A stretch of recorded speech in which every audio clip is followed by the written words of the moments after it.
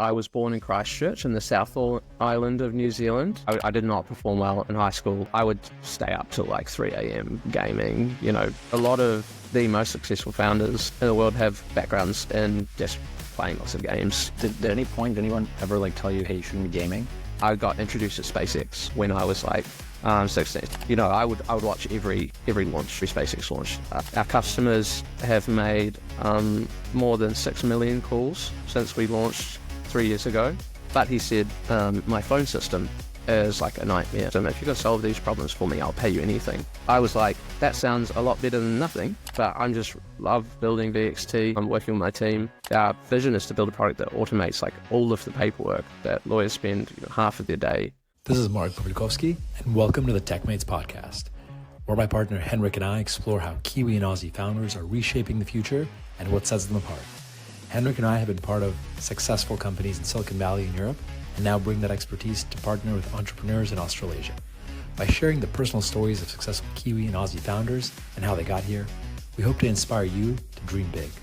This is TechMates, bringing an outsider's perspective to the stories of those daring to disrupt down under. Let's dive in.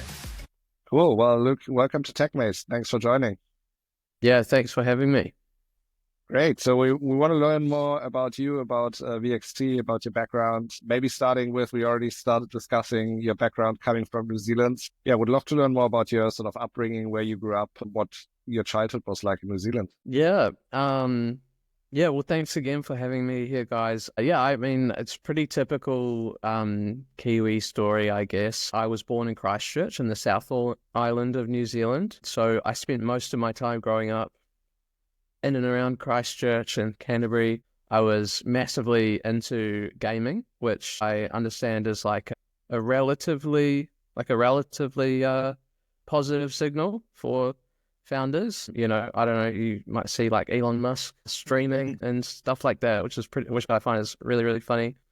What kind of gaming? When I was growing up, primarily, like, I played a lot of World of Warcraft, some like massively multiplayer online games. In fact, World of Warcraft was one of the first games I played when I was 7 years old. And my dad pretty much gave me like unfettered access to computers and the internet, which was like super unusual for, you know, kids at that time. Like, none of my friends had a computer or access to the internet for perhaps like 7 years, like until they were like 14 kind of thing. So, I was, as most children are, like super curious. So you can imagine the kind of stuff I got up to. And just like pretty much whenever I had a question, I could find the answer to that question, you know, within, minutes, which was like, yeah, super unusual. So did he give you your own computer or? More or less. At first I used like a computer that we shared. But when I say we shared it, I used it all the time and he didn't. What year was this? This was like early 2000s. So I was born in 1996. So this was like 2004. It wasn't like smartphones still weren't a thing. It was just like... Yeah. My dad had like a mobile phone that cost $1,000 and it was like this big. You know what I mean? Like, it was like, yeah, it was the olden days, as it were. So I got into World of Warcraft. You know, I spent most of my time outside of school playing World of Warcraft, watching videos online, trying to find like other games that I would be interested in. When I was playing World of Warcraft, all of the people I was interacting with were all adults, right? Because there weren't any other 7-year-olds playing. In fact, when I was like, I'm going to say like 9 or 10, I think, I was in classroom at primary school. The only other person that played World of Warcraft was my teacher. Wow. But he refused to hang out with me. I was pretty bad. Were you any good? No, I was 10. You know, I was really bad. So you liked it despite the fact that you weren't very good. Yeah. It was like, dude, it was like this like fantasy world. The aim of the game was to complete quests, kill monsters, level up, earn gold, and the game was incredibly sophisticated and very, very large. So you could walk across the universe inside of World of Warcraft, like you could walk across the world, and it would take you at least days of real time, if not longer. And, you know, there was a market economy in the game. Like there was the auction house, it was called. So you list items that you find in the world from completing quests, dungeons, killing things, whatever. And there would be it was a real world market. And so there was a market that was like studied by economists and stuff like that. Super interesting. At this time, at World of Warcraft was probably one of the largest online games in the world. It had like 5 million players, between like 5 and 10 million players. And so yeah, super interesting dynamics. I just read a lot of quests, and mostly I just walked around exploring and dying and deleting my characters and then starting again. Luke, have you ever read Ready Player One? I have not. I've seen the movie though. It was cool. So, but yeah, it was like, 100%. It was early days, massively multiplayer online games, you know. So, it was pretty much the definitive, you know, MMORPG of its time, if not of ever. So yeah, that I mean, to be honest, like to capture my childhood, it was that is relatively definitive. Like I didn't really do any like physical activity. I pretty much just sat on the computer all day. And you know, I stopped playing World of Warcraft at some point. You know, started playing other games, but you know, that kind of behavior stuck with me. Did you do well in school, or were you just focused on World of Warcraft? Yeah, in primary school, I did super well, especially in reading, probably because I spent all my time reading stuff online. So I was like reading at a really advanced level, speaking at an advanced level. But when it came to high school, like NCEA, you know, aptitude tests and stuff like that, I would never do any study, right? Because I was on like, you know, computer games are addictive. It's super widely recognized today that like, you know, young people, adults even, are like hooked to their phones, to games, whatever. At this time, it was kind of like that wasn't really a conception. Like it wasn't a conception that people would be addicted to games, that they couldn't put stuff down. But yeah, I was pretty much, you know, I did not perform well in high school. I would stay up till like 3 a.m. gaming, you know, whatever, and then I'd sleep through my classes, and like I would go to my class and then fall asleep in my class. And then, you know, after I'd got as much sleep as one can get in school, I would come home, get back on computer games. Look, what did that teach you? What did all that time playing MMOs like World of Warcraft teach you, and what are the lessons that stuck with you?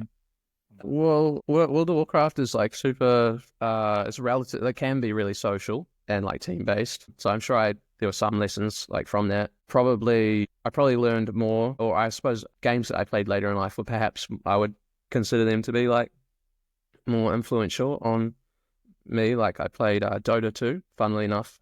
World of Warcraft came from, originally there was a game called Warcraft. It was a real-time strategy game. World of Warcraft came from that game.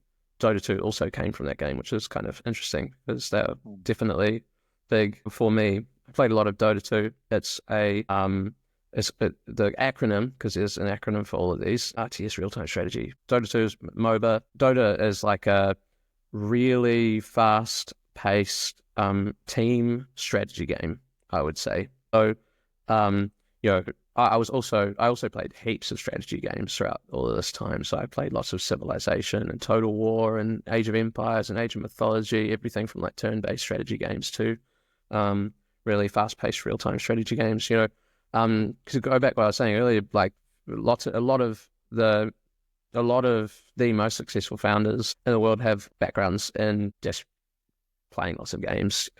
Mark Zuckerberg, famously, the only game he plays today is Civilization, like a turn-based strategy game. And I think if you look at the 20 VC guy, he regularly posts about how it's like something he looks for in founders, because he sees it as he recognizes it as a pattern. Are you still playing? Not really, no. I mean, occasionally I will play like Civ. My father plays Civilization, so I might have a game with him occasionally, but it's pretty rare. I was gaming like pretty regularly a couple of years ago, you know, just in my downtime, but not much anymore.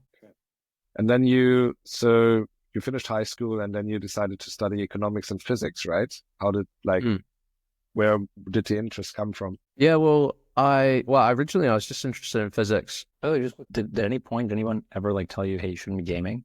Like your dad, teachers? Every day.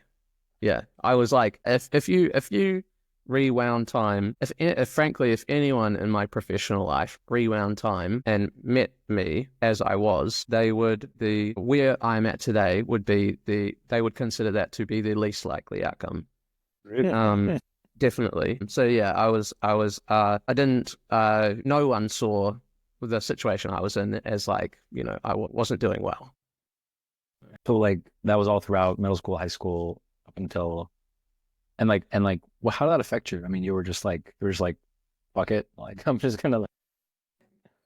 I mean, it's pretty negative, to be honest. But yeah, I was like pretty. I'd say if you're familiar, I probably had like a relatively like nihilistic philosophy at the time.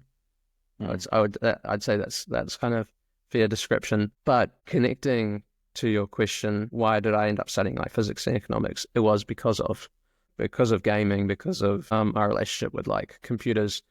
I'd often like watch documentaries and stuff like this. I said I was like super curious. I got into learning about like cosmology and space and stuff because it's really unusual. And it's kind of like, where do we all come from? And I think particularly interesting documentaries to me, like I watched Cosmos, which is like really well known, Carl Sagan's documentary series on like the universe and human history and stuff like this. Brian Cox has a really awesome documentary series that aired on the BBC that pretty much made him famous as a astrophysicist. And those things like super inspired me. Also, I was into sci-fi. And just pretty much slowly, I became like super passionate about anything that was related to space. So I started playing Kerbal Space Program, which is it's pretty much Sims, but for people who like rockets and space. So you design, you kind of build your own rockets and you fly them, and you can land on moons and fly to other planets. You can do science, stuff like that. So aside from Dota, which I played lots of in high school, I played a similar amount of Kerbal Space Program. And to put this in perspective, I think I had by the time I finished high school, I probably had like 5,000 hours in Dota 2, which is like a lot. I think similarly, from 7 to whenever I stopped playing World of Warcraft, I think I had over a year in online hours in World of Warcraft. Year in online. Well, if you imagine, like, I guess you can play games for like 12 hours a day. So a year, that kind of would suggest that, like, let's say you played 12 hours a day worth of World of Warcraft. Like 4,000 hours or something? Yeah. I don't know. We could do the math, but it's a lot. It's a long time. Yeah. So yeah. Back to like the Kerbal Space Program stuff. So through that, like, passion for space, which had me learning about physics and cosmology, and I guess just science more broadly, I got introduced to SpaceX when I was like 15, 16. So like Elon Musk was not someone who was known by any means. The only people that would have known about him in New Zealand would have been like perhaps it would have been a small subsection of the startup community at the time, which it says a lot now. So I learned about SpaceX. I thought the idea of landing rockets was really, really cool. I was super interested in it through SpaceX. I learned about Tesla and started like following Elon Musk. And I would watch every launch, every SpaceX launch religiously. And I remember when they landed Falcon 9 for the first time. This was like the 6th or 7th attempt. It was like 2015, I think. And yeah, I was like in my bedroom in front of my TV, and I was just like jumping up and down when it was like, I was literally touched the roof. I couldn't believe it. And so yeah, so what was it about space and this idea of sending rockets to space, and what excited you about that? Why was that interesting? It was probably like equal parts, curiosity. Like anyone wants to know where, like, why is life. So, one might see like space, physics, cosmology, all of that stuff as like a means to an answer. And then, probably equal parts like escapism as well. I wasn't the most stoked about my place in life. And the fact that I had no self-control. Did that change your like nihilistic view on the world? Was that sort of a search for like a bigger meaning to you as a person? No, I don't think so. No, I'd say probably not. No. What caused you to stop gaming? Perhaps necessity, I suppose. But also, I think I went to university. I met some great friends. I'm someone who's very, very like determined and stubborn. So, I was dropping out of high school. I was flunking high school. Absolutely. Like I pretty much like, and unless it was possible to show up and get the attainment on the day with no preparation, like I wasn't doing it. So, while it's evidently clear that I was like not achieving, it seemed like inevitability. It was like, I'm going to go study physics at university. And that was kind of like, and I said that too. I was like, I was talking to university council, or what do you call them? The guys who come along and try to help young high school students determine what they want to do at university, or like whether they want to go to this or that university. They come along to my high school and, I said, hey, this is how I'm going.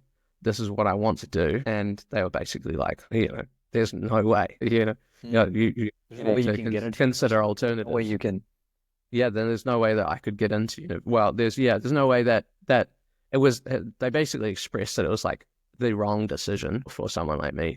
So because of your grades, because you had bad grades. Yeah, because I had shit grades, very shit grades. And so like I don't really think about it, their like advice for more than like a second, aside from the fact that I was like offended and wanted to this person that I didn't even know and didn't care about, right? Which is like kind of funny. Super interested in physics and stuff.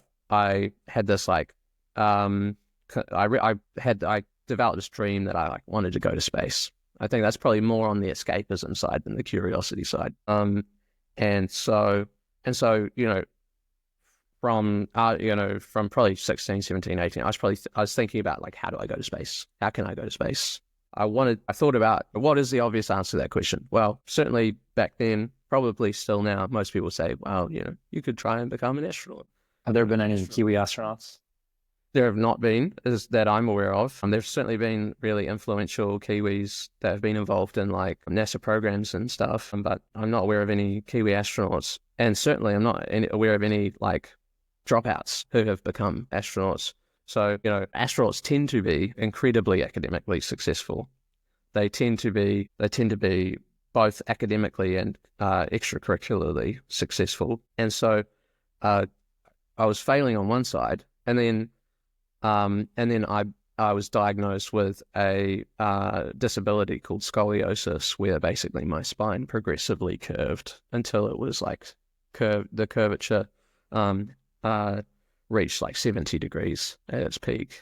So like, I was pretty cooked. How old were you when that happened? I was like 15, I think, when I was diagnosed. So this is, around the same time I'm playing computer games. Probably didn't help for me that I had like no muscle, so to fight the curving spine from all of my... To the left, to the right, or forward, backward? How does that? It's a little bit of everything. So I have advanced, you might call it like advanced scoliosis of the cervical spine. So it's the upper spine. So my upper spine is curved in an S shape, so laterally. So if you're looking at me front on, my spine is like, that's the 70 degree. The maximum curvature laterally was around like 70 degrees. And then I also have like kyphosis, and that's like forward and back curvature. So that's like, so I have like a pretty remarkable like hunchback basically. So Quasimodo for anyone listening. Sorry, that's the guy. That's that's a Hunchback of Notre Dame. Wait, yeah, did he have scoliosis as well? Oh, no doubt. He must have. Same with like the bloke, the really deformed bloke from the movie 300. The guy with, who's like hunched over and crook. He probably looked normal aside from having like a crooked back, and through oral history. His, it's super funny. No, it's super chill. It was, I think it was actually probably so I had a spinal fusion surgery, which was probably one of the things that, led me to game less. So I have a bunch of metal in my back. There's this phenomenon called like post-traumatic happiness, and so after I had this surgery, I kind of felt like, I was Iron Man or something, like I had gone through this experience, which was pretty, it's like certainly not the worst thing in the world or anything, but it was quite a severe condition. The surgery's pretty wild, and I kind of felt like, hey, I have survived this. Let me at the world, I guess, is kind of. It's probably, it was 2015. Okay. Yes, so I was like 17, I think. Right. 16, 17. And then you were like, I kind of get to relive my life, and I want to change a few things. I think that's like a fair assessment of how I felt. I mean, I was always deeply interested in changing my routine, but I just didn't feel like I could. It certainly wasn't that like I had the surgery and stopped playing games. I was and so yeah, I went on to university. How did you go from, okay, so like what specifically changed? Because like counselors told you can't go. You're not gonna. You have the surgery, and then I had the surgery. Well, I did it. There's you can do this. This is like a course you can do to attain like university entrance if you don't have NCA qualifications. So I just did that course, and I failed it the first time, but I did it again, and then I got into university. I failed every paper in my first semester. I failed one paper in my second semester, and then I never failed a paper again. So did you study really hard to kind of overcome that, or what? No. Well, I think, number one, I did study, definitely. I studied more and more. I think like discipline is like an S curve. It is like an S curve where there's an exponential growth and then inflection point and exponential decay at the end. So, you can be incredibly undisciplined, and every step you take where you are like resisting, immediate. Yeah, exactly. So every step you take where you are resisting like an immediate payoff, you are training this like muscle that is discipline. What's on the y-axis is discipline. Discipline. Yeah, the X is like, well, wait. I don't know. I haven't thought that. Yeah, sure, yeah. I hadn't really thought that far ahead, Mark. But every action you take, you are like becoming more disciplined, and taking the next action is therefore easier. Obviously, super oversimplified, right? There are many more like factors to consider, but yeah, like slowly but surely, I was becoming much more disciplined, and today I think like incredible amounts of discipline, certainly compared to my past self. But yeah, that's kind of. I went to uni. I have my degree now. I've graduated with physics and economics degree, double major, Bachelor of Science. In New Zealand to do double major? Yes, because it's relatively it's typical. Double major is normal. Doing physics and economics together is a bit odd. Why economics? I think if I recall correctly, I took I had electives. I picked an economics course as one of them. I went along to the course, and I really, really liked the lecturer and the material. And so I was like, I wonder if I can. If I'm remembering correctly, I think I was like, okay, I'll just do that too. And how did you enjoy the university experience? So I guess first time living away from home, doing your own thing. Yeah, it was formative to say the least. I liked university. I was becoming someone I was really proud of, and so it was great. No complaints from me, except for the debt. And so in that years, like when did you start thinking about, what you want to do next after university? And, when did you ever come across the idea of, entrepreneurship in general?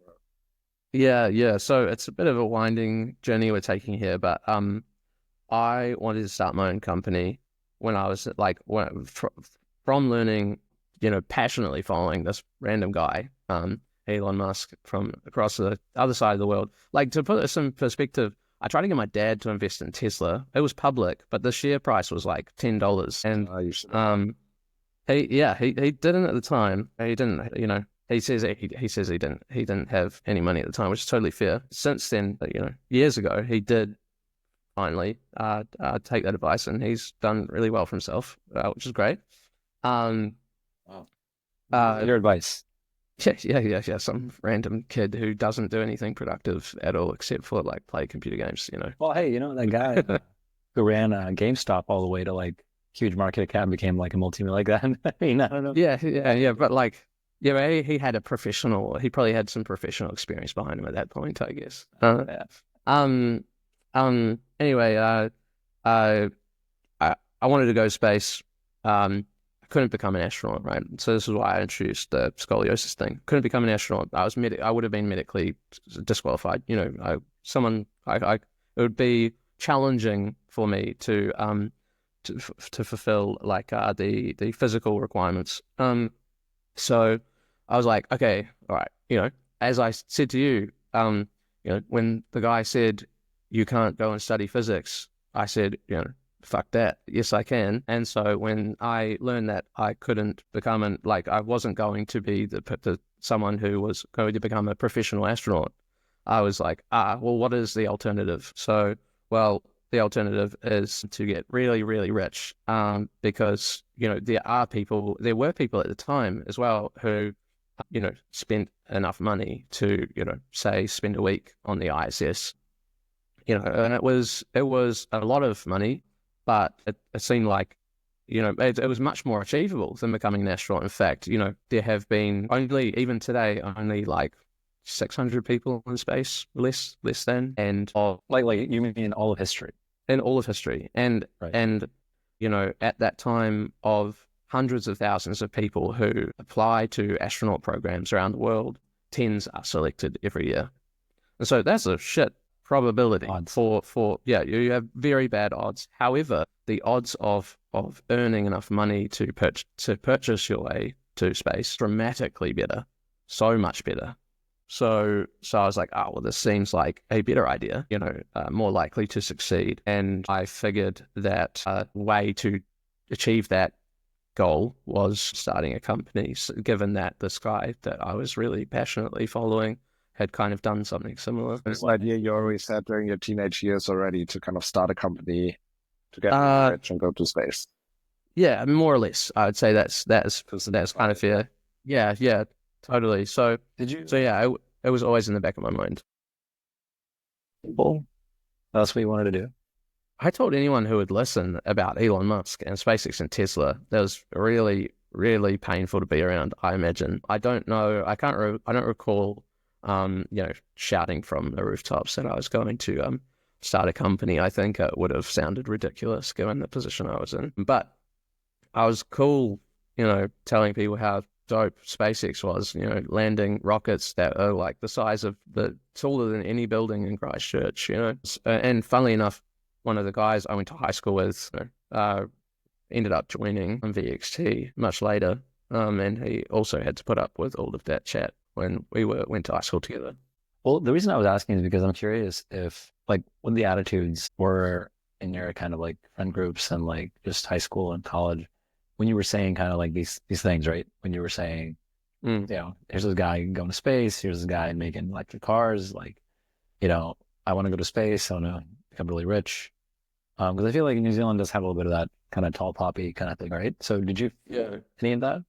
How like being? I think I would have felt that way in any other culture too. Given the position I was in, I think I would have felt that way in any other culture, more or less. Like if I was, if I'd grown up in like Boise, Idaho, and I was, playing games every day, and I said, I'm going to go create like a really valuable company, and I'm going to go to space, people would have said like, you're an idiot, study, like, what are you doing?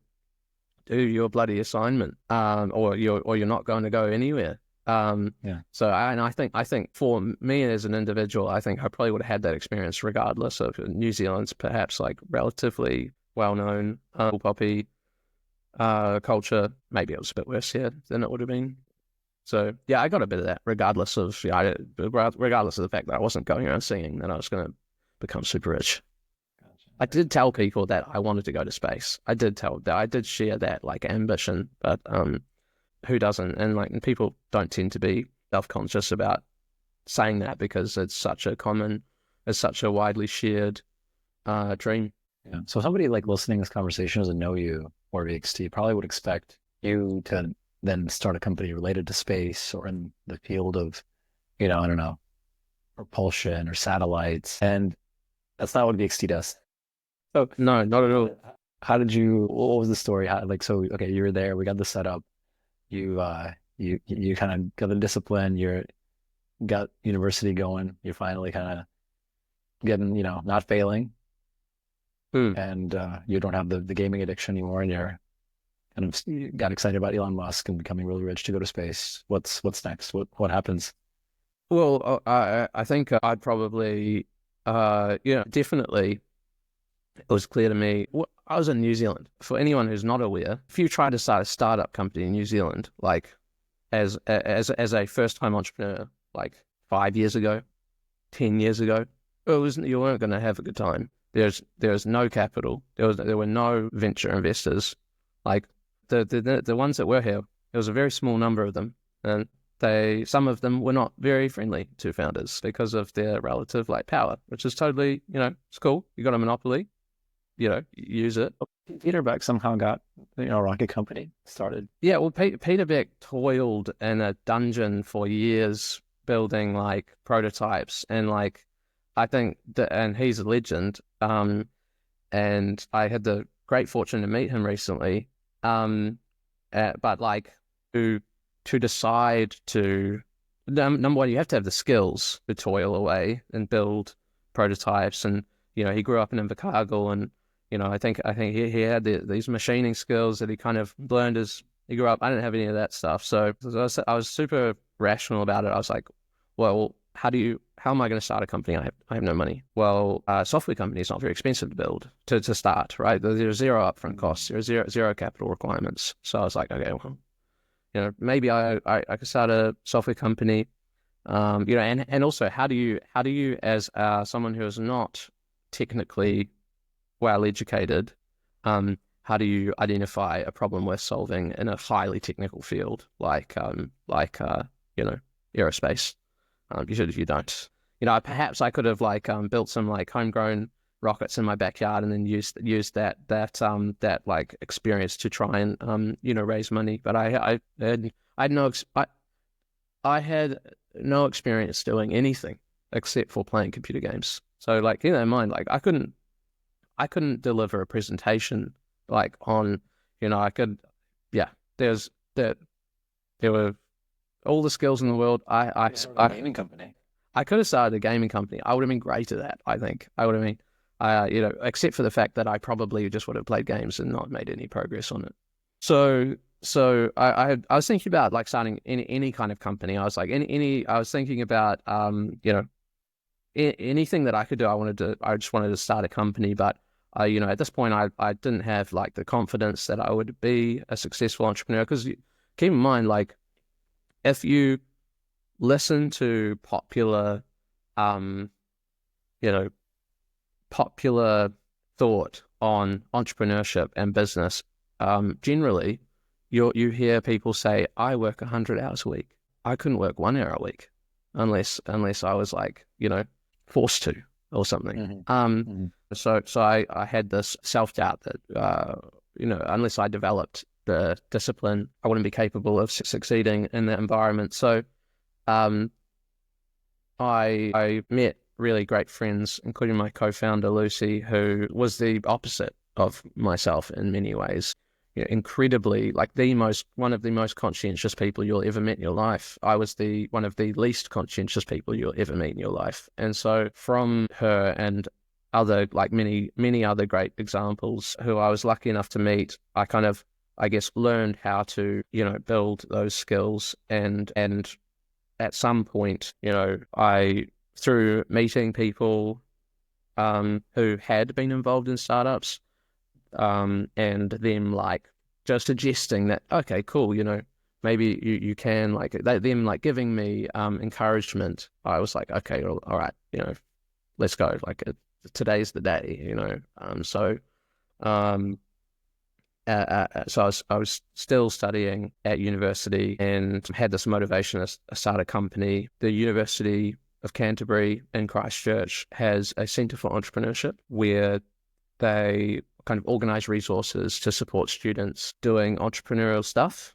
And so I was like, I don't know where to start, but going over there looks like a good idea. And so I went and, organized a meeting with them, told them what I wanted to do. And, I had lots of bad ideas. So that I'll leave it at that. I had lots of bad ideas, and I tried to work through a bunch of them with the Centre for Entrepreneurship's help. I did like a course on innovation and starting new businesses. And, I watched every video on the Y Combinator YouTube channel over and over again, like back to front. I could probably, if you put one up right now, I could probably like recite it alongside the video. Sam Altman, how to start a startup, that kind of stuff. And so through getting exposed to the Centre for Entrepreneurship and like other resources from really cool people involved in building high growth startups, I learned things like one of the most important lessons that new founders must learn, which is like in order to come up with an idea, like in order to identify something you want to do, you should focus on like a problem that a user has. Like identify a problem to solve. What is that problem? In aerospace with SpaceX, it might be that the cost of launching a kilogram to low Earth orbit is too high. Might extend that problem to is probably because we blow up our rockets every time we launch them. For me at that time, I didn't really know what that meant. Like you can say, go and identify a problem worth solving, but it's like, okay, I have heard the word problem before, but I didn't know, like what is a problem. So I wasn't doing much better until one day I got a few voicemail messages from like a doctor, whatever. And it took me like 20 minutes to check my voicemail. I had to spend like some money to top up my phone. And I was just like really pissed off. And I was like, I am pissed off because of this, because it is really hard to check your voicemail. This is a problem. And so, I thought that maybe we could start a company, build an app to help people manage their voicemail. Naively, I looked up online to see if there were any other apps like this in New Zealand, and there weren't. So I was like, yes, this is a good idea. No one else has taken it yet, which is really stupid. Because if no one else has done the thing you're trying to do, it's probably because it's a shit idea and no one will pay for it, not because it's a good idea. We built and developed, Lucy and I started VXT around that time. We did at a party in my first year of studying at UC. We met at a party with some mutual friends, and then we were kind of friends from then on out. You were friends first and then connected around entrepreneurship, or did you connect around entrepreneurship and said, we want to build a company together? We were friends first, and Lucy was, at the time, when I had come up with this idea for VXT, she was not interested in it in the slightest. She was the opposite of keen to start a company, but I managed to, over many conversations, I managed to convince her. Lucy is a computer scientist and I was not. So she was perhaps the only computer scientist I knew at the time. So, the perfect candidate to be my co-founder. We knew each other super well. So, which, I've come to learn is also really important for picking your co-founders. And yeah, we started the company, built that app. It was the first app of its kind in New Zealand. You built the voicemail app. Yeah, Lucy built the voicemail app. with Cameron and Duncan, who we later hired, who were also students working on Sundays while we were all studying. That was kind of the first iteration of this idea. That was, I would say, that was how we started the company. It is almost unrelated to what we do today. It is like, today we're B2B SaaS. Every great B2B SaaS company starts out as a consumer business, which was also our story. Maybe for the listener, maybe you can kind of give the quick pitch of what VXT is today, so they can kind of follow the journey. Yeah, great idea. So I'll introduce you to VXT today by telling you who our customers are. So lawyers are our customers, and they spend about half of their time at work on paperwork that comes from phone calls, messages, and meetings. So law firms use VXT to make phone calls, to send messages, to host meetings, and we automate all of that paperwork for them using legal specific integrations. So integrating with the other software that they use every day, and a little bit of AI. So we might transcribe the recording of a phone call, for example. So what does that mean practically? A common way, the most common way VXT is used today is a lawyer opens our app, they get on a phone call, they use VXT to make their phone calls. One part of VXT is that it is a phone system. They use VXT to make a phone call. They finish that call with their client, and we automatically record all of the important details from that call in their legal practice management system, which is what they use to run their business. So what are the important details? Well, it might just be recording the fact that a call took place at all. Maybe none of the details like that were actually discussed on the call. It's just a call happened at 2:45. It lasted for 3 minutes. And it involved these people. And so we might record their billable time and complete all of these tasks that they would otherwise either not do themselves, or they would spend a heap of time doing manually. So that's kind of what VXT does today. We're at more than 2.5 million in annual subscription revenue. We grow at close to 10% per month. Our customers have made more than 6 million calls since we launched 3 years ago. And those same customers, of which there are like 500 across the US, Australia, New Zealand, and the UK, they make 100,000 calls a week using VXT. And so you started with a voicemail app, and then how did you? We did. Yeah, so we built this voicemail app. We were still students. We launched it. We looked like we were, 15 years old, and voicemail is super relatable. Everyone knows what a voicemail is. So we thought tooth and nail to get our first few hundred users. I spent the last money that we had to get some help with the press release, and we sent that press release out to the world, tell it to try and announce to New Zealand that we built this really cool app. And luckily we got the attention of some media, and we ended up going on evening news on the same night, multiple channels, nationally during exam week. So I think probably 500,000 Kiwis watched those news shows and live. Wow. And many more saw the story afterward. And so we grew from a few hundred users to 5,000 users in 24 hours. And we had exams in the next few days, and all I was the app was not good. The app was very hard to use. It crashed all the time. I had remember I was this person who was feasting on all of this YC content, right? So I'm I put up this picture of Reid Hoffman with the quote, if you've launched, if you're not embarrassed by the first version of your product, you've launched too late. So, we built the first version of the voicemail application in 6 weeks, working on Sundays with 3 students. It took Spark 2 years to launch their competitor. So is one of the big telecom companies. Spark is the largest telecom, is the original telecom company in New Zealand. And years earlier, all of the telcos had reportedly given up on building a solution like this. To be fair, what did the app do?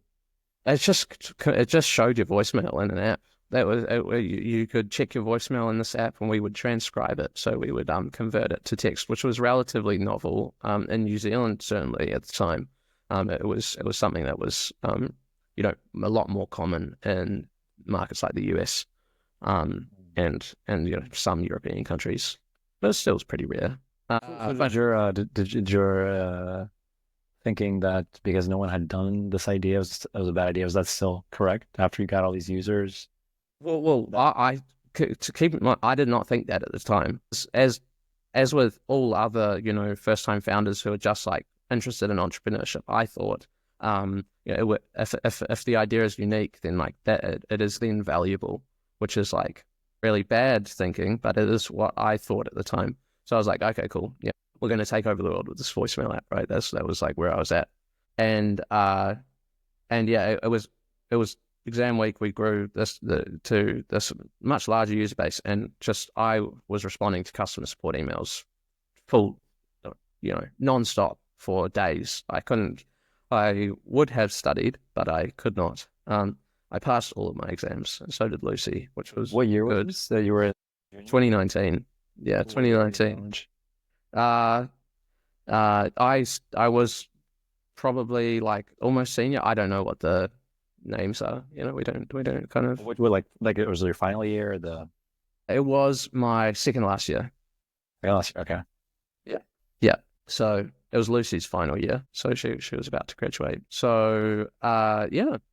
So that's how we got started. We were still generating pretty much no revenue at the time. We hadn't launched subscriptions, to be clear. I don't think, or if we had, it wasn't a lot in there. And so yeah, we kept pursuing that idea for some time. We grew the VXT, the voicemail app, to $100,000 in annual subscription revenue. To do so, we mainly grew by like word of mouth and paid ads.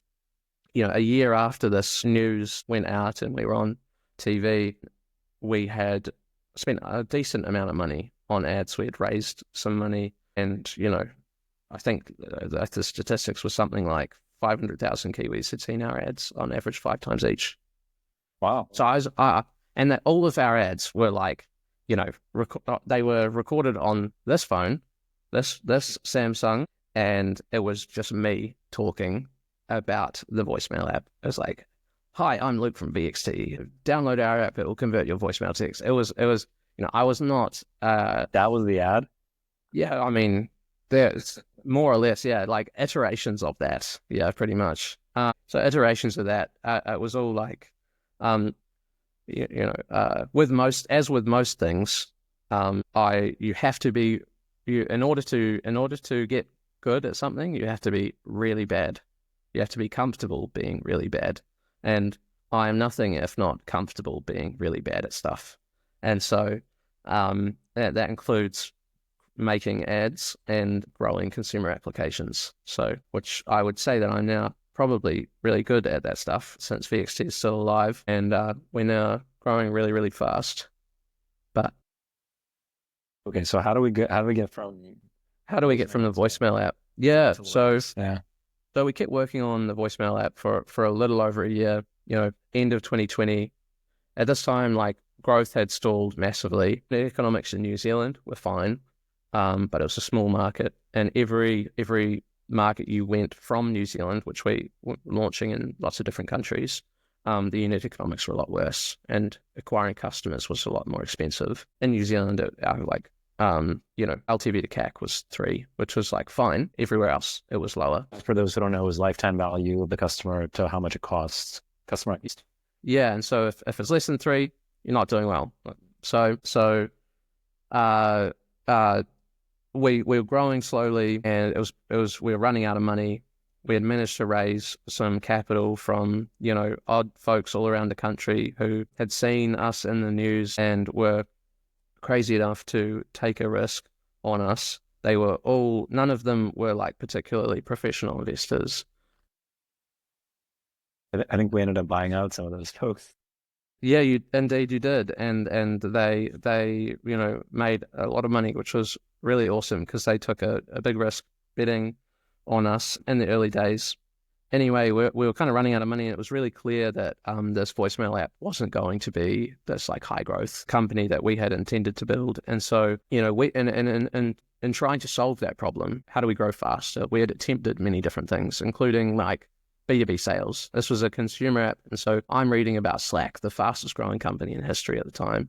I'm like, land and expand, right? And so I was like going to all of these businesses, because while we were building an app that was used by consumers, it was used by consumers in professional circumstances. Most of our paying customers were real estate agents, were lawyers, were, tradies running their small businesses. And so we went to these like law firms, we went to real estate offices. We basically went to all these companies where we had individual users, and we tried to convince the everyone else at the company to use VXT, to buy VXT as a team. And it was an incredible failure. We couldn't convince anyone to buy the voicemail app. I think we got from like 6 months of work, we got like one business customer, which we didn't know what bad looked like, what good looked like. We had a vibe that we weren't doing great. But one day we were talking to the practice manager of a law firm. We asked him, this is 2020, mind you, so COVID is like all around. We asked him like, will you buy our app? He said no. Will you buy our app for the rest of your team? Like 40 lawyers. He said no. But he said, my phone system is like a nightmare. Here are all of these problems with my phone system. If you can solve these problems for me, I'll pay you anything. And I was like, that sounds a lot better than nothing.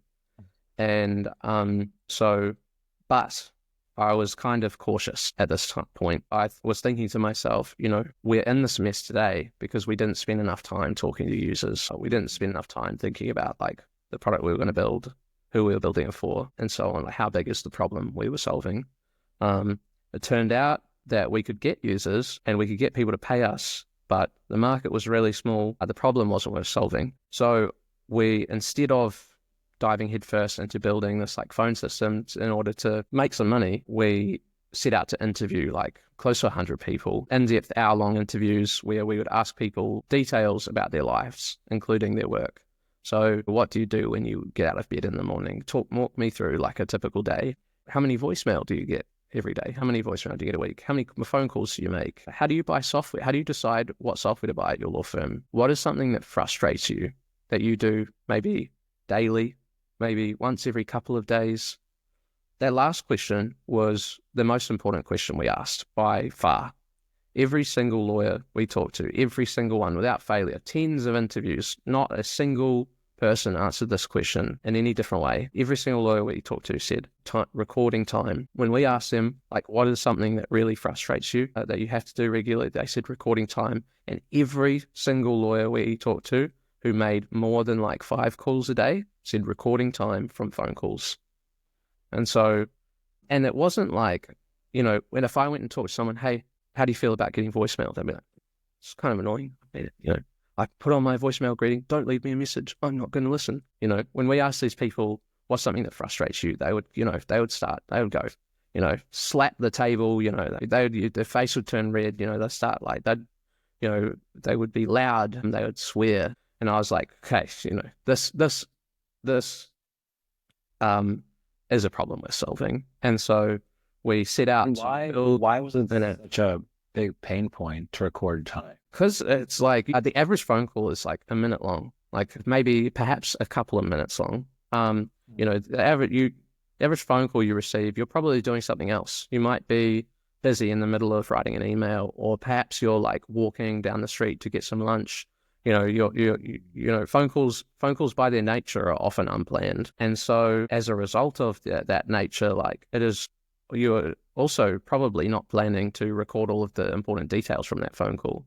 And so it's this extra work that you've suddenly been burdened with. Recording your billable time from this phone call is this extra work you've suddenly been burdened with. Recording your time from a 2-minute call, it's going to, lawyers will charge 6 minutes for that 2-minute call because that's their minimum billable increment. But what is that 6 minutes? It's not a lot of money. But if it's 6 minutes every day, it's a lot of money. If you're already working 12 hours a day and you have young children, it's a lot of time to record that stuff. It's, ultimately people were frustrated that they weren't doing it. They wouldn't record this time. They would miss their targets at their firm. They wouldn't get a promotion because of that, or The business owner was worried about revenue generation. It wasn't the biggest problem in the world for everyone, but certainly for our earliest adopters, it was a massive issue. And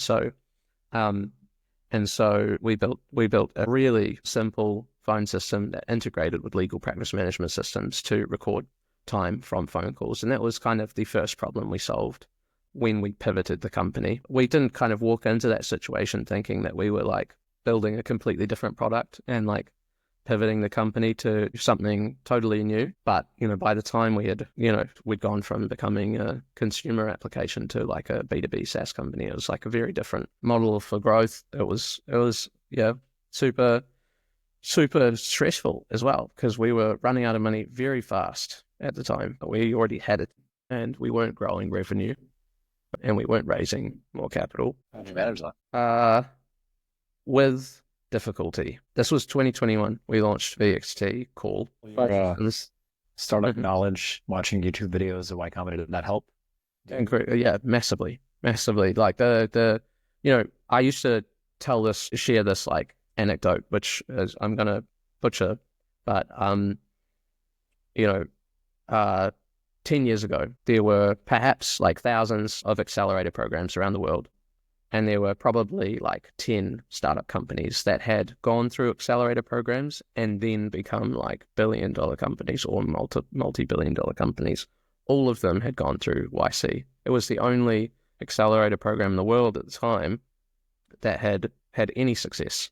Like, startups and venture capital, we're often thinking about power laws. YC was the only accelerator program that was successful, and it was incredibly successful. And so, I took that evidence to heart, and the lessons I learned from all of that content were like super valuable. And it was very evident to me how valuable they are, because we were still alive, and we had launched that app 6 weeks after, and all of these kind of these pieces of information that I gathered from, they had proven their value.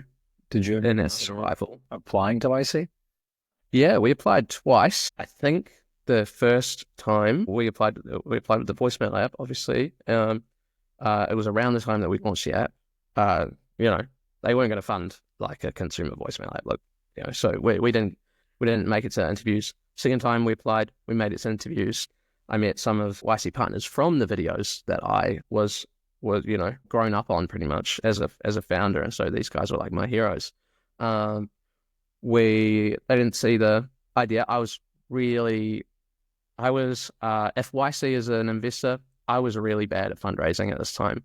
As I said, to get good at something, you have to be comfortable being bad at it oftentimes.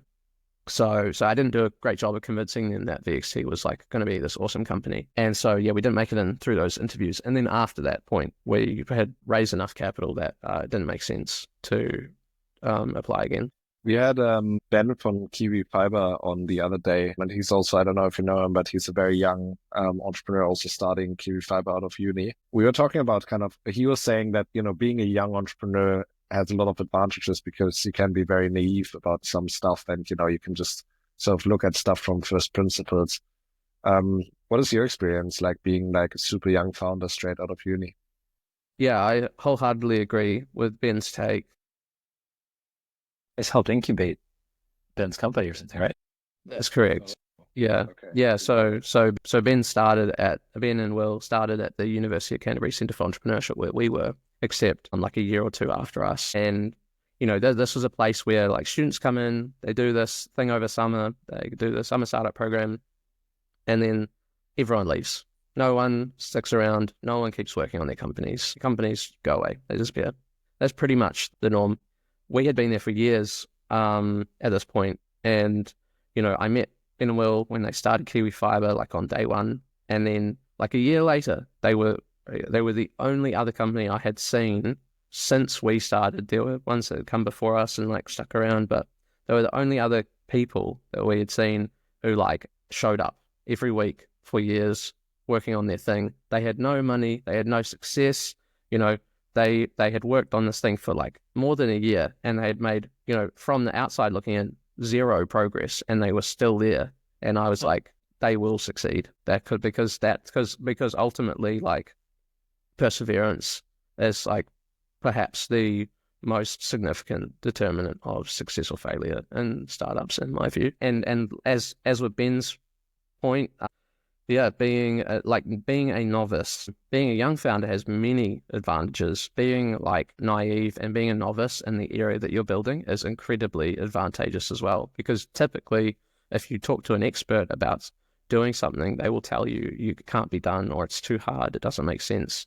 When you're an idiot, you look at that problem or perhaps you're optimistic. Let's say if we're being more friendly, you look at that problem and you say, of course it can be done. Like, I'm sure it, and the answer is like, almost always is that it can. The question is like, how hard is it going to be? And oftentimes if, you knew how hard it was going to be, you probably wouldn't start in the first place. Yeah. And when did you move to Australia then? And why? Yeah, so we launched the phone system minimum viable product in like 2021. Following years, like we were, growing, not super fast, but not incredibly slowly either. It was a really, really hard product to build technically. Like a prototype, super simple and easy, reliable product for businesses of like 1 to 100 users or more, really, really hard. You don't see a lot of phone system startups hanging around. So it's because of all of the edge cases you have to handle when like building a phone system. There are so many different ways to combine like a phone call. Like I might call you, you might call me, I might call you, and then you'll add Hendrik to the call. I might call you, you might transfer the call to someone else. So there are just that hardly scratches the surface. There's just a dramatic number of edge cases where things will go wrong. A phone system is, for our customers, for most businesses, a phone system is the primary way that they interact with their customers. It is one of the most widely used tools in a business. People use VXT for more than an hour every day on average, like the average user.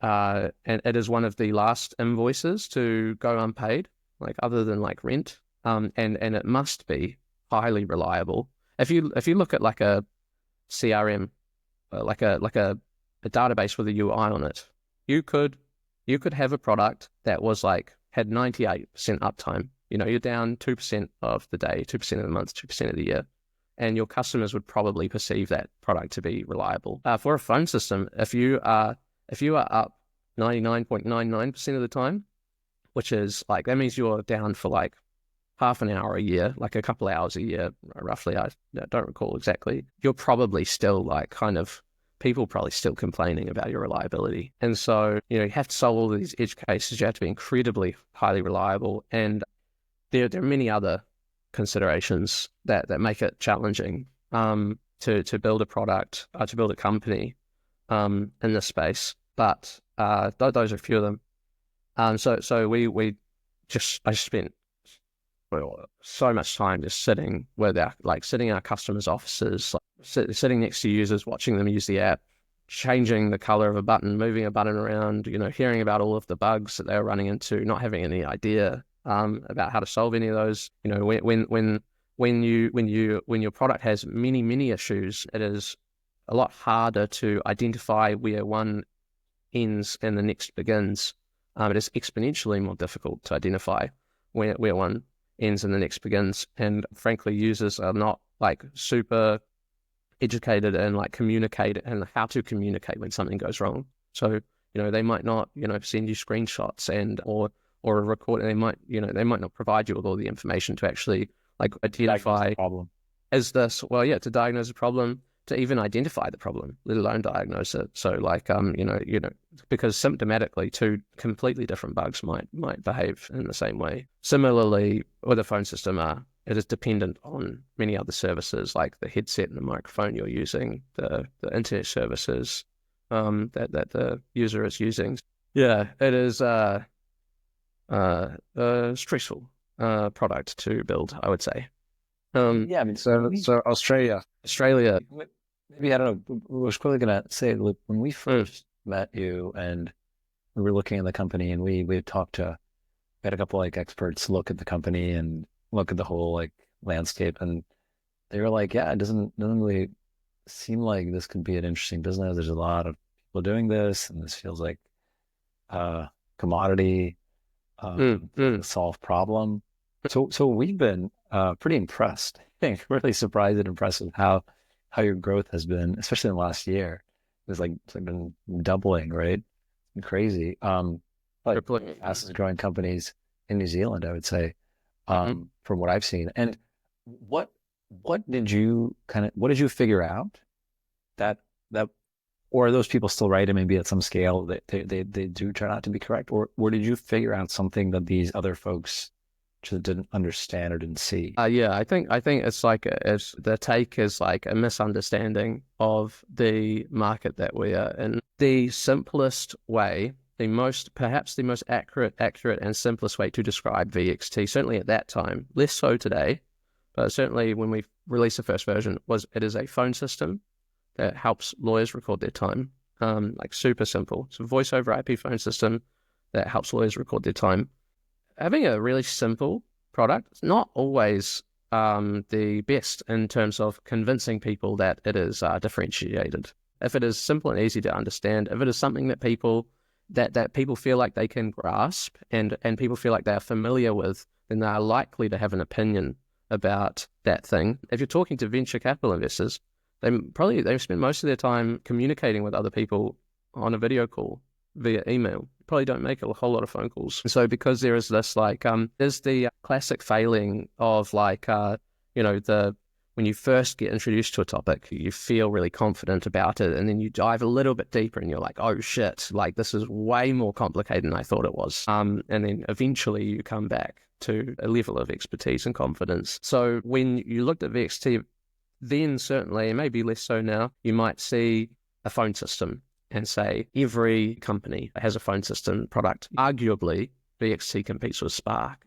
and every other telecommunications company on the planet. Arguably, VXT competes with Cisco and Mitel and Zoom and Google and Microsoft. And that is to an extent that is true, but an alternative view of VXT is that we are a phone system built for lawyers, and we are the only phone system built for lawyers in the world. And the product is like the connection between the phone system and the legal software. There's not like the phone system is the like infrastructure. It is like a means to an end. The product is like the layer of automation, the integrations, and integrations are famously difficult to build. They were one of the most famous companies in the last 12 months, infamous probably, as like that the rabbit, this physical, this square AI in your pocket, the rabbit device. AI is considered like to be, generally speaking, is considered to be like deep technology, challenging to build, and people tend to just like surround it with like this like moat of differentiation, which is like naive. Rabbit, the only thing they couldn't build was the integrations, connecting like their on-device LLM to like Uber, to Spotify, to all of the other apps on your phone. For anyone listening, Rabbit was basically an app that you could pull out of your pocket. A device that you could pull out of your pocket, give it a command to like do something for you, like download some music or book you an Uber. And, when you actually tried to use it, it wouldn't achieve any of those things because it didn't integrate with those providers, it didn't integrate with those other applications, and they couldn't. So yeah, anyway, people thought we're competing with like every other phone system in the world, which, again, is true to an extent, but in actual fact, it's not really. So you're more in the business of automating tasks for lawyers rather than being a phone system. That is absolutely like the value that we're creating, I guess. I'd say that is fair. Yeah. Why hasn't anyone done that before? Well, I said it sucks. It sucks, and also like it's not easy to build a phone system. It was really not. Of the phone systems that we compete with, there are like 4 that are like any good. There are like 4 or 5 that Microsoft Teams has Teams calling, which is not that great, to be honest. It's relatively popular, but people complain about it as of course you expect them to. Zoom Phone is like a good alternative. It is, it's software based. Google Voice in the US is available. Dialpad is another, cloud-based communications tool. But all of these products, including all of the more traditional ones like from Spark, are industry agnostic. They have customers from any industry you might think of course, because every business in the world has a phone system.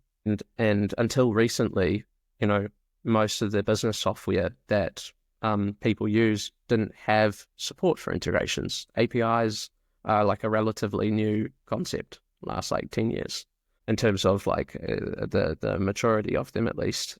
So like it's not like easy to build a product that integrates with like all of the business software in one industry, and it's also not super clear that that's valuable, like unless you really understand that industry and the people that work in it. So vision is to sort of become the workhorse kind of product for every single law firm in the world. So not necessarily. I would say that much of the work that most of us do every day results from interaction with other people. If I need to complete a task, it is probably because I got an email or I spoke to someone, I had a meeting with a customer, or it might have been I received a phone call. And so, that is like the term, like that is the primary instigator of my work. That is communications with other people. So, if you wanted to build a tool that automated all of that work, probably you need to at least interact with like that primary stuff, the communications. You need to interact with the emails, with text messages, with the audio and the transcriptions of calls, of meetings. Is a good idea to be the tool that is used for all of those things, so that you can hey, well, it is really common that someone sends a follow-up email after a phone call or a video call. Well, how do you automate that email? Well, you probably want to know that a phone call, that a video call took place, and you probably want to know what was spoken about in those meetings, and you then use that information to like draft that email on behalf of the people that were involved in the call, and you can maybe if you're an email client as well, you can send that email, and probably if you integrate with like recording systems of record, then you can save all of the information into like the tool that the individuals use to like run their businesses and so on. And so there are a lot of benefits. Like if you're going to build a system that automates all of the work that people do, only thing that we're any good at as human beings really is like working together. That is like perhaps like you might say that is like one of the most important, the reasons we are successful as a species is our ability to labor. You empower the lawyers to work together. Kind of like, yeah, you could say that. If we're looking for taglines for VXT, that's a pretty good one. So yeah, I live in Australia now. So VXT was going well. Rewind to like 2023, we've got a product that's like it's reliable, it's highly reliable in the category of phone systems. There's still lots of sharp edges that we need to round at that time, and still there are some today. And at this time, half of our revenue, half of our customers are in New Zealand, but we are starting to grow really, really fast in Australia. I've graduated from uni. I'm still living in a flat with 6 bedrooms with people who are half of them were students, and I'm not there a lot because I travel all the time for work, and I don't need to live in a student flat anymore. VXT has been around for what, 3-4 years, and half of that time we were in university. Yeah, VXT's been around for like 5 years. Yeah, for 5 or 6 years now even. And yeah, for half that time it was like we were studying. Yeah, most of the team were students, and we worked from university in an office at the Centre for Entrepreneurship. So that's definitely like a big part of our history, and so it had become clear that like Australia was going to be our largest market in the near future. So for that reason, and for other reasons, some personal reasons and stuff, I moved to Sydney, and it was a great decision because 6 months later, Australia had like quadrupled. It had become our largest market, like pretty much. And today, Australia is like 55% of it's New Zealand's like 10% of our customers in revenue. So the transition, mid 2023, New Zealand was half of our customers, half our revenue. Today, a year and a half later, it's like 10%. So today, over half our revenue is in Australia, and now I guess the US is now growing really fast for us as like a market, and so Considered moving to the US then next? yeah, I've thought about it a lot, and I've spent a lot of time in the US over the last few years. I spent my birthday either in the US or on a plane to the US for the last like 3 years.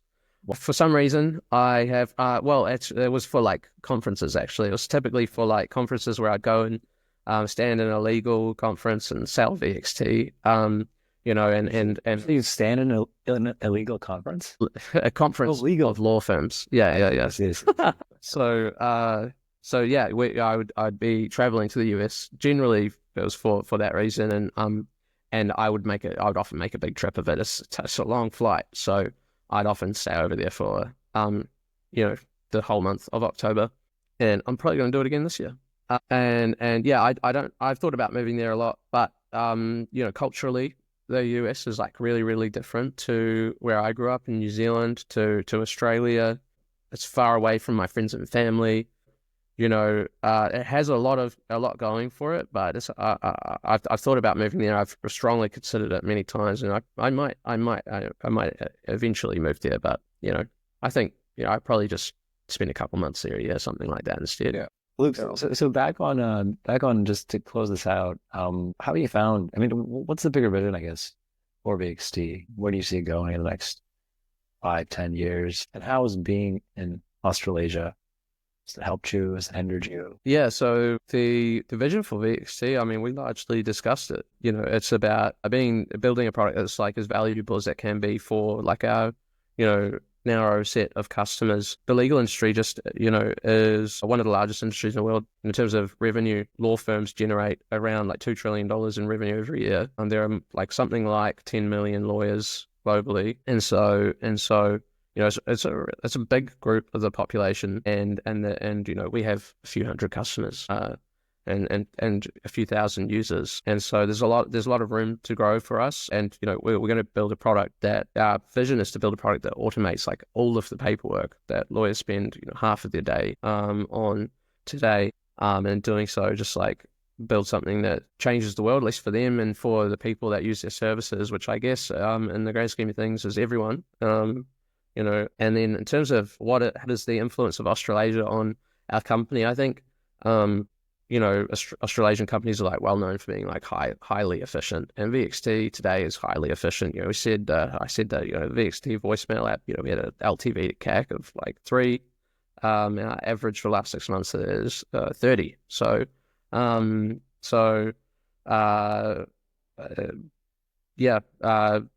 That's probably the largest.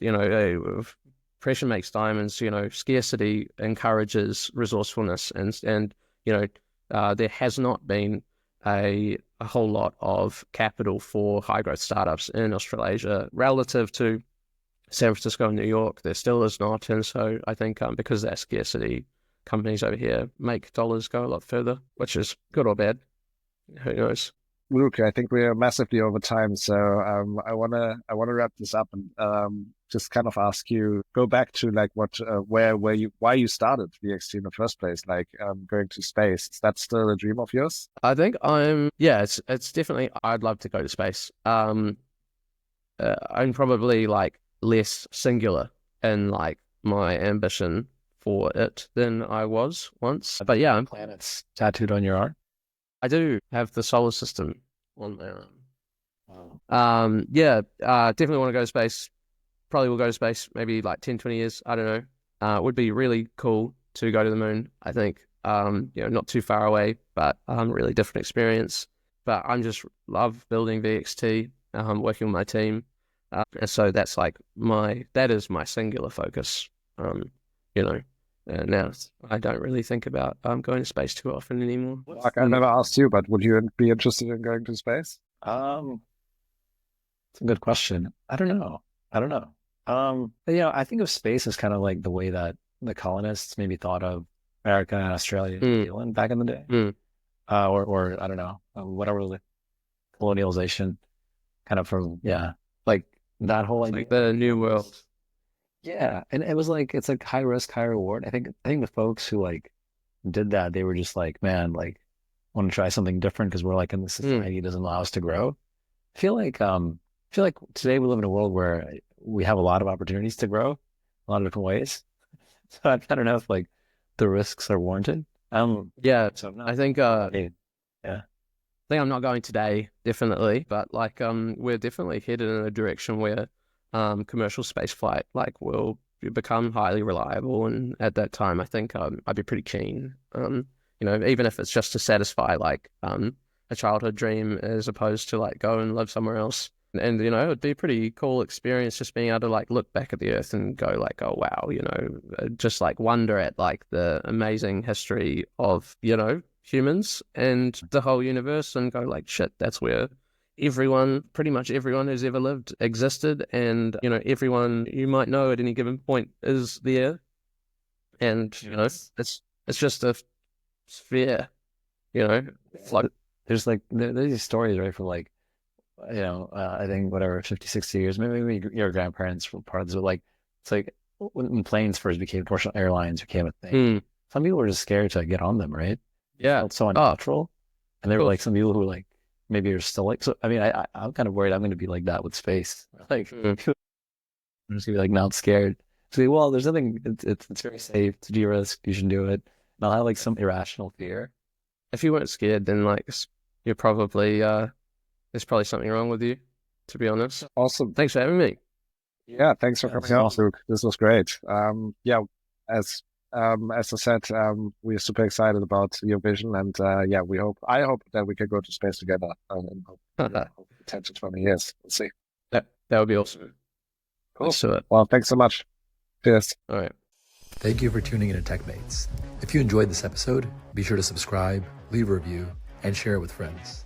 We'll be back soon with more stories of Kiwi and Aussie founders reshaping the future and disrupting down under. Until next time, keep dreaming big and daring to disrupt.